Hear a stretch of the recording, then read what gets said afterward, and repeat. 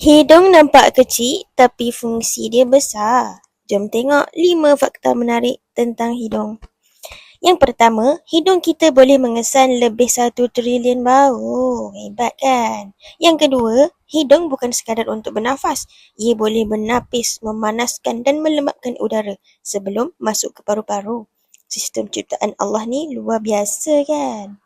Yang seterusnya, bau sangat penting dalam merasa makanan. Sebab tu, bila hidung tersumbat, makanan akan jadi tawar. Yang keempat, ketika berwuduk, kita disuruh membersihkan dalaman hidung guna air dan hembuskan keluar.